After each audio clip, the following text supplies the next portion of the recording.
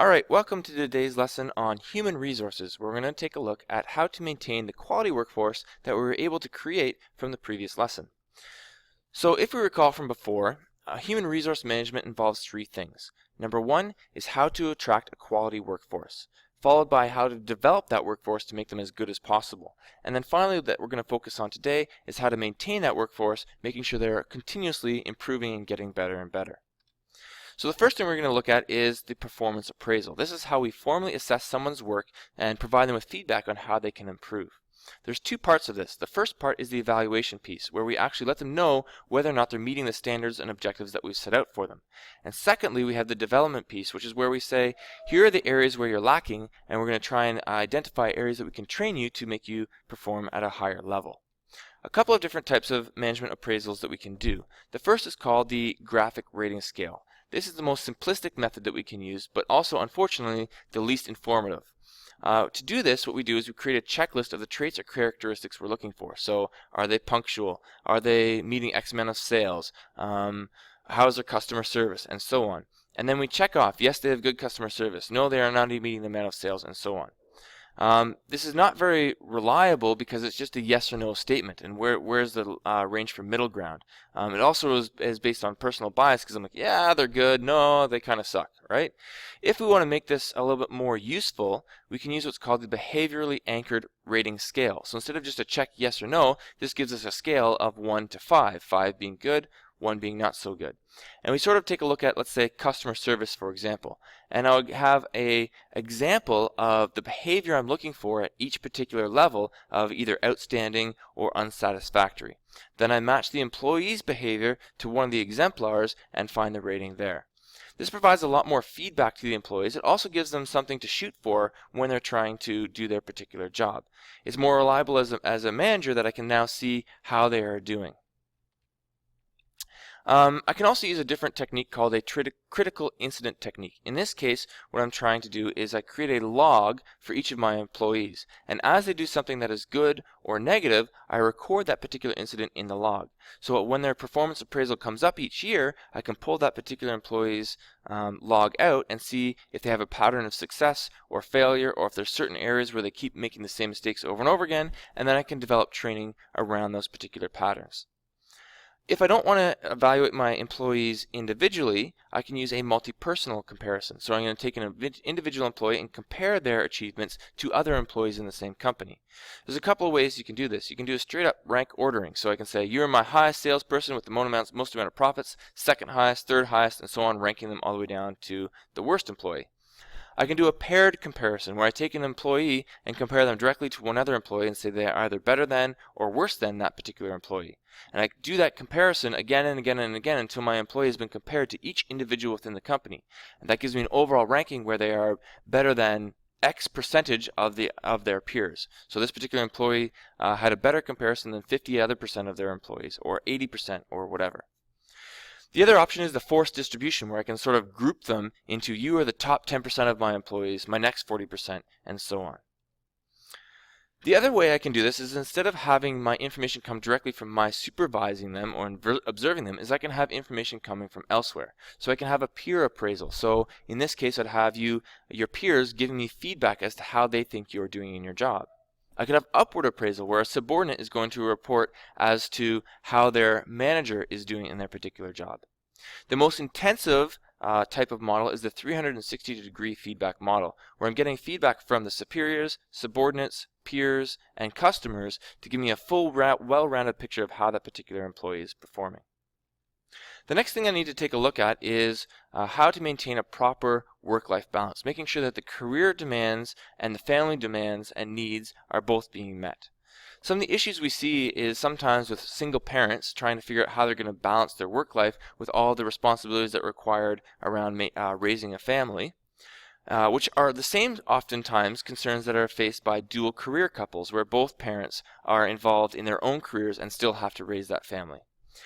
Oftentimes today, employees or prospective employees are screening their employers saying, I'm going to work for you because you are offering a very family-friendly environment. As a manager of a company, I want to make sure that I am providing as a friendly environment as possible because I want to attract top employees to my company instead of to my competition.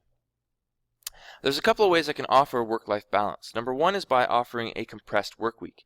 In this case, the 40 hours a week are now, instead of being divided into 5 days of 8-hour shifts, they're going to compress some of them. So on a particular day, they might work a 12-hour shift or a 10-hour shift, right? By doing this repeatedly, they're allowed to maybe have a day at the end of the week or at the beginning of the week where they don't have to work at all. The benefits are that it allows more leisure time for the employees. They have an extra day off during the week, lower commuting costs, and less absenteeism because they now have an extra day off to do what they need to do. The drawbacks are that my employees oftentimes have increased fatigue because they're working much longer hours on those days where they're working long shifts. It can be difficult for them to adjust to the family schedule, and it also increases scheduling problems within the company. If I have a meeting I want to have on a particular day, who's to say that a person on a compressed work week is even going to be in the office on that particular day? I can also sometimes get customer complaints for the same reason because the employee they're trying to reach is not available on that day. An alternative to this is having flex hours. So now they're still working 8-hour shifts 5 days a week, but instead of working them all 9 to 5, they can shift them where they want to take them in the day. So maybe they work 8 to 4 or 10 to 6. Same number of hours, but shifted in the day. This still has some of the same benefits and drawbacks as the previous model. Some employers are going to what we call telecommuting or working from home. So now the employee is able to connect through the internet or through voice or video conferencing to the office place as they see fit. And the rest of the work is done on their own time, on their own at home.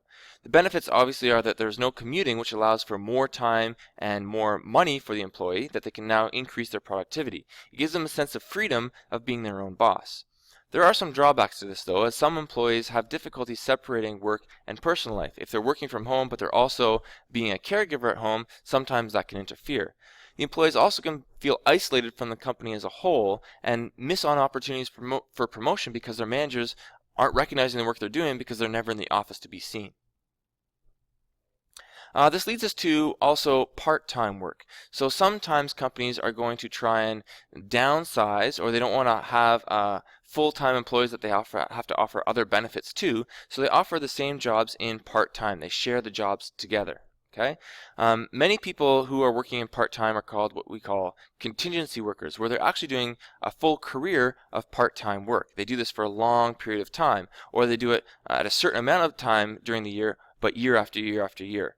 30% of the American workforce is actually working as contingency workers, where they do only part-time work. This is better than no work at all because they're getting an income, but not as good for the individuals because they're no longer getting benefits and as much pay as they would otherwise. Speaking of pay, we have different ways that we can compensate our employees. The first is called base compensation. This is how much I'm actually going to pay you. Are you going to be salary based, where you make a certain amount of money each year, or is it based per hour on wages? We can also have merit pay, where we're going to award more pay for people who do a better job. So, for example, commission is an example of this, right? The more you sell, the more money you're going to make.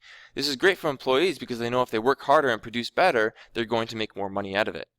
Sometimes this is risky to do though, especially if we are lacking consistency in the application. So if there's some sort of view out there that, oh yeah, but he's the favorite, so he's getting more even though he's not working as hard, right? Then that can cause some sort of issues and people won't buy in. We can also have incentive-based systems. So the more skills that you have, the more training that you take, the more money you're going to make. We can have bonus pay. So oftentimes we see if a particular project has been successful, we might give a lump sum bonus. Or at Christmas time, you also oftentimes get a Christmas bonus, right? Profit sharing plans, where employees are going to receive a proportion of the organization's overall profits. An additional way of doing this, instead of giving the actual profits as cash, you can have the employees purchase stocks or give them stocks in the company, so they actually own a piece of the company. Now they're more invested into the success of that particular company. Aside from just monetary and stock benefits or compensation, we can provide alternative benefits. These are things like healthcare, dental care, retirement plans, and so on. Some employees are often getting what we call flex benefits. So this now means we've got a variety of packages that they can choose, and they can pick and choose what they want. Maybe they want dental, but they don't want health. Maybe they want eyesight, but they don't want a retirement plan, and so on. There's also many family-friendly benefits that we can offer, things like child care or elder care that we can offer to help balance that work-life balance that we were looking at before. And finally, many companies now are offering what we call employee assistance programs. These are programs that help employees deal with troublesome personal problems like addictions or depression and so on. Again, we want to keep that highly trained employee within our company, especially if they're very good, so helping them deal with their own problems can be beneficial to us as a company. The last thing we're going to look at is retention and turnover. So even though we're working very hard to keep our employees as long as possible, there's always going to be loss of jobs. Whether through promotions or transferring to another department, sometimes we have to fire them or lay them off, or sometimes they just retire. Regardless of the reason that they're leaving our job for another one, we now have a vacancy. So we have to try and make sure we can replace that as best as possible. Oftentimes, we want to try and have them do a job shadowing situation so we have someone else who can step into the role who understands what's going on. Okay, that's it. That's all we have for today. We'll see you in class tomorrow where we can practice what we've learned.